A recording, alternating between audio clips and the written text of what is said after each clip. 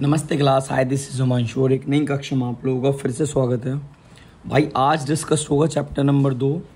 एक बच्चे ने ना अभी पिछले जब चैप्टर 1 के हमने 5 पार्ट शूट किए तो उसमें कमेंट किया था कि सर चैप्टर 2 करा दो। तो भाई चैप्टर 2 आपके सामने है। पढ़ क्या रहे हैं पहले वो बता दूँ, चेक करो।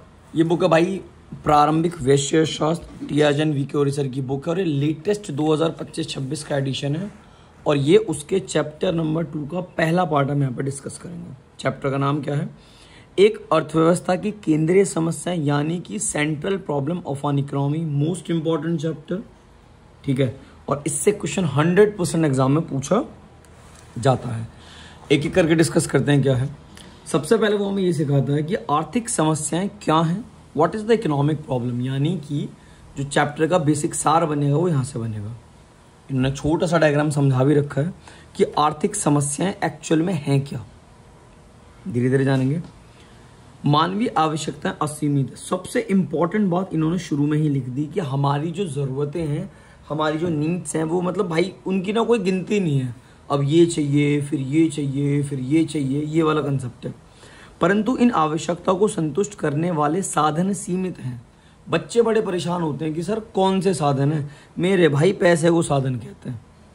आपकी जेब में जो पैसा है, अब जैसे आईफोन 17 लॉन्च होने वाला है, मैं जस्ट उसके प्राइस देख रहा था, तो अब बंदे कहेंगे 17 दिला दो। कर्म नहीं है 17 वाले, लेकिन 17 दिला दो। और 17 आएगा क्यों नहीं? क्योंकि आपके पास जो साधन है वो सीमित है, घर वाले अफोर्ड भी नहीं कर सकते।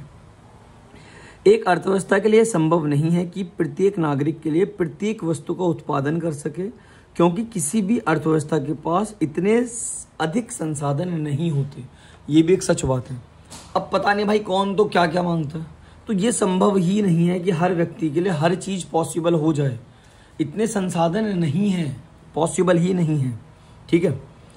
अतएव प्रत्येक अर्थव्यवस्था को यह चुनाव करना पड़ता है कि अर्थव्यवस्था में उपलब्ध संसाधन जैसे कि भूमि है, श्रम है, पूंजी है आदि का किस प्रकार कुशलता पूर्वक प्रयोग किया जाए। क्या मतलब हुआ? देखो, आवश्यकताएं असीमित हैं, सही, आवश्यकताएं असीमित हैं और जो हमारे पास साधन है वो कैसे हैं? सीमित हैं। तो आपको जीवन क्या सिखा रहा है? जीवन आपको ये सिखा रहा है कि मेरे भाई चुनाव करो। चुनाव का मतलब है जैसे से एग्जाम्पल, अब तुम्हारे हाफ ईयरली आ रहे हैं और हाफ ईयरली से पहले जिन बच्चों ने आज तक किताब भी नहीं खरीदी उन्हें किताब की आवश्यकता पड़ रही है। तो दो तरह के फेसेस आ रहे हैं कि बेटा 500 रुपये लेके किताब खरीद ले और 500 रुपये में अपने बर्थडे की पार्टी दे दे। अब हरामजादे दोस्त तो ये कहेंगे कि ब्रो पार्टी दे दे, पढ़ाई का तो हो ही जाएगा, यूट्यूब से पढ़ लियो या हमारी किताब से पढ़ लियो, कुछ ना कुछ टाल देंगे। लेकिन चुनाव ये आवश्यकता समझाता है कि देख भाई 500 रुपये की किताब ना हमेशा काम आएगी। मतलब कहने का ये है कि आपकी जेब में सिर्फ 500 रुपये हैं, तो वो तो हो गए सीमित संसाधन। अब 500 रुपये में तुम भी चाहते हो कि ये भी कर लूँ, नहीं इतना, ये भी कर लूँ, वो भी कर लूँ, इतना नहीं होता। क्या कर सकते हो? चूज करो। Choice is most important. चुनाव करो कि जो अभी के हिसाब से हमारे लिए सबसे ज़्यादा आवश्यक है, हम उसको पहले चूज करेंगे, उसको पहले खरीदेंगे और इस्तेमाल करेंगे। अब आपको पता है कि भैया बर्थडे पार्टी देनी है और घर में किसी की तबीयत खराब है, तो पार्टी कर पाओगे? नहीं। वो पैसा कहाँ खर्च करोगे? अपने हेल्थ के लिए, यानी कि दवाइयों के लिए। सही है। अब आगे बात करते हैं। उदाहरण की बात करें तो उदाहरण क्या है? अर्थव्यवस्था को यह निर्णय लेना पड़ता है कि कितने संसाधनों का प्रयोग उद्योगों के विकास के लिए तथा कितने संसाधनों का प्रयोग कृषि के विकास के लिए किया जाए। तो ये है, अर्थव्यवस्था में निर्णय लेना पड़ता है कि आप कितने संसाधन तो उद्योगों के विकास के लिए यानी कि इंडस्ट्रीज पे खर्च करोगे और कितने कृषि के यानी कि एग्रीकल्चर के विकास में खर्च करोगे। इस प्रकार आर्थिक समस्या की अवधारणा के अनुसरण किया जाता है। संसाधनों के चुनाव संबंधित इस समस्या को ही आर्थिक समस्या या चयन की समस्या कहा जाता है। यानी कि वो क्या कहता है?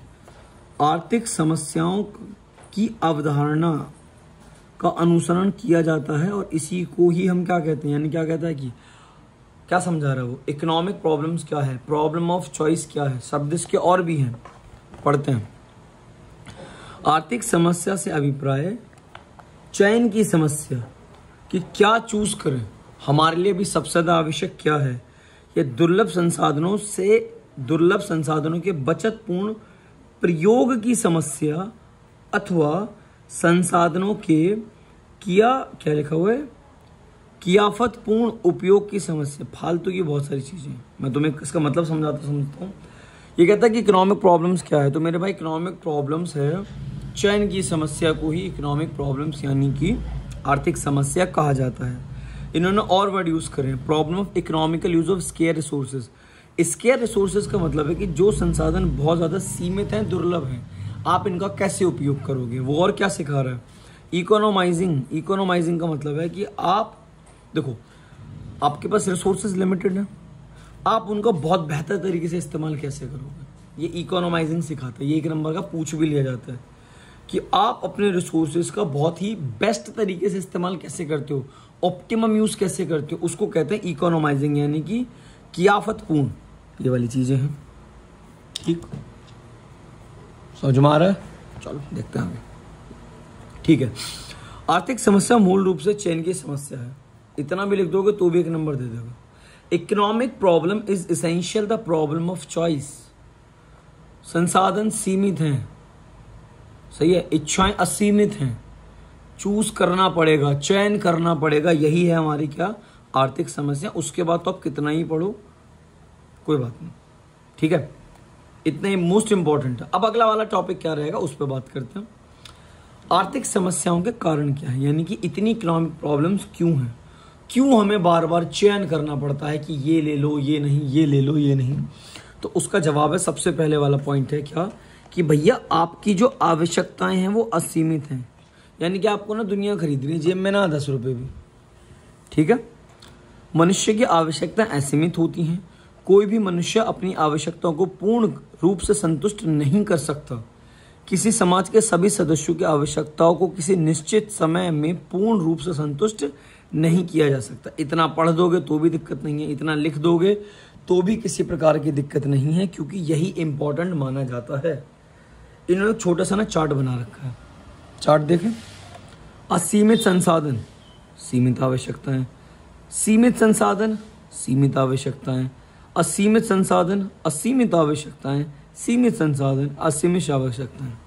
बड़ा अजीब सा है। तो एक छोटा सा ना विजन दे रहा है वो आपको समझाने के लिए। आदर्श लोक क्या कहता है, आदिम समाज क्या कहता है, प्रतिस्पर्धा अनंतता क्या कहती है, आर्थिक समस्या क्या है। अगर ये नहीं भी समझ हमारा, इट्स ओके, कोई बात नहीं। वास्तविकता क्या है उस पर बात करते हैं। वास्तविकता तो यह है कि मनुष्य की आवश्यकता दिन प्रतिदिन बढ़ती जा रही है। कुछ वर्ष पूर्व भारत में लैपटॉप की कोई मांग नहीं होती थी, अब छोटे से बच्चों को भी लैपटॉप चाहिए, परंतु आज लगभग प्रत्येक परिवार इसे खरीदना चाहता है। समय के साथ साथ कंप्यूटर, मोबाइल फोन, कीमतों, कारों आदि की मांग में और अधिक वृद्धि होने की संभावना है। यानी कि अब इन फ्यूचर हर बंदे को मोबाइल चाहिए, हर बंदे को बाइक चाहिए, या फिर स्कूटी चाहिए, लैपटॉप चाहिए, तगड़ा सा फोन चाहिए, मोबाइल बात वही आईफोन चाहिए, एक तरह का आई वॉच चाहिए, है ना। बर्थडे बनना है तो नाम क्या चाहिए, फोन, आईफोन से केक, जो केक कट रहा हो किससे कटना चाहिए, आईफोन। शौक देख रहे हो, नवाबी शौक है सारे। अतः हम यह कह सकते हैं कि किसी भी निश्चित समय में प्रत्येक समाज में असंख्य असंतुष्ट आवश्यकताएं होती हैं। हर वक्त हर किसी का पेट नहीं भरा जा सकता, क्योंकि ये बात पेट भरने की हो ही नहीं रही, यहाँ तो इच्छाओं की बात हो रही है। परेशानी क्या है मेरे भाई, सीमित या दुर्लभ संसाधन। घर वालों की जेब में है पैसा लिमिटेड, जब कमाओगे तो समझ में आएगा, अनलिमिटेड पैसा नहीं है उनके पास, ये दिक्कत है। मानवीय आवश्यकताओं को संतुष्ट करने वाले अधिकतर वस्तुओं तथा सेवाएं सीमित या दुर्लभ होती हैं। इन वस्तुओं को दुर्लभ इसलिए कहा जाता है क्योंकि इनकी मांग इनकी पूर्ति से अधिक है, भले कीमत कितनी भी हो। अब जो आईफोन 17 प्रो मैक्स 2 टेराबाइट है, 2,30,000 रुपये उसकी भारत में कीमत है जेब में नहीं है ना, इसीलिए। उसका लास्ट टॉपिक क्या है, थोड़ा सा इसमें और जान लो। ये 1 नंबर का सवाल है, दुर्लभता क्या होता है, मतलब स्कैरसिटी क्या होता है। अगर मैं बहुत सिंपल शब्दों में बताऊं तो स्कैरसिटी का मतलब है कि चीजें लिमिटेड की वो बात करता है, यानी कि बहुत ही कम है, लिमिटेड है। वह स्थिति है जिसमें मानवीय आवश्यकताओं को संतुष्ट करने के लिए पर्याप्त साधन नहीं है।